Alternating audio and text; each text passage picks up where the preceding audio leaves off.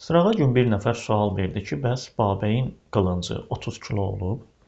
Mən də belə bir şeyin mümkün olmadığını deyib və buna izahlar gətirdikdə dedi ki, axı qədim insanlar yekə olublar bizdən. Bəli, cəmaət arasında belə bir mif və əfsanə var ki, qədim insanlar bizdən çox yekə olublar. Halbuki bunu təsdiqləyəcək əlimizdə heç bir dəlil, sübut yoxdur. Çünki arxeoloji qazıntılar nəticəsində ortaya çıxan qədim insanların skeletləri, yəni sümükləri bunu göstərir ki, onların da boyu elə bizim kimi 1.75, 1.85, 1.90, 1.65, yəni bu boylarda olublar. Müxtəlif boylarda olan insanlar olublar. Bəli, bəzən ola bilər ki, hansısa bir qəbri açanda onun 3 metr, 5 metr uzunluğunda sümüyü olmuş bir insan olduğunu görək. Amma bu istisna bir haldır. Bugünkü gündə də bəzən dünyanın harasındasa çox uzun 3 metrə qədər insan olduğunu görə bilərik. Lakin bu o demək deyil ki, hardasa 3 metr uzunluğunda bir sümük tapılıbsa, bir skelet, insan skeleti tapılıbsa, deməli qədimdə insanlar elə 3 metrə, 5 metrə olublar. Və ümumiyyətlə qədim dövrdə 4 metr, 5 metr, yəni hündürlüyündə insanların yaşadığına, belə bir insan irqinin olduğuna dair əlimizdə heç bir dəlil, sübut yoxdur. Belə bir şeyin olmadığına daha bir dəlil isə qədim silahlardır. Muzeylərdə olan silahlar, yaxud arxeoloji qazıntılar nəticəsində tapılmış silahlar və sair qədim silahların hamısına baxdıqda görürük ki, bu silahlar normal insanların, yəni bizim kimi insanların istifadə edə biləcəyi silahlardır. Məsələn, hələ Babəydən də qabaq Roma legionlarının istifadə elədiyi Gladius 60 sm-lik qılıncına baxdıqda yaxın məsafədən döyüş üçün olan qılınc olduğunu görürük. Əgər qədim insanlar 5 metr boyunda olsaydılar, həmin qılınc onlar üçün qılınc yox, olsa Zubaçeska olardı yəni.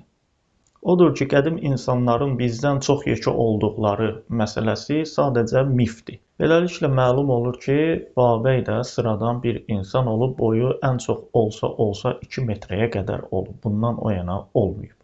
Silahlara gəldikdə isə birinci növbədə bizim coğrafiyada həmin dövrdə, orta əsrlərdə Avropa Longsword və Greatsword qılıncları məşhur idi və Babəyin də əlində əsasən həmin qılınclardan çəkirlər, şəkillərdə də gördüyünüz kimi. Və onların da çəkisi çox olsa 4 kiloya qədər idi. Onu belə həmin qədim insanlar bizdən güclü olduqları iddia etdiyimiz, yəni həmin o insanlar belə 2 əllə idarə edirdilər, uzun idi çünki.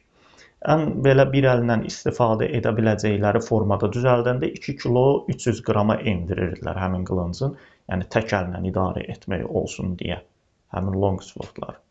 Və praktiki olaraq ümumiyyətlə bir insanın 30 kiloluq bir şeyi, bir qılıncı saatlarla ora-bura fırlatmağı hardasa mümkün deyil. Çünki bu döyüşçünün tez yorulmasına səbəb olur və tez yorulmaq döyüşdə döyüşçünün performansını aşağı salır. Bu da onun hətta ölümü ilə nəticələnə bilər.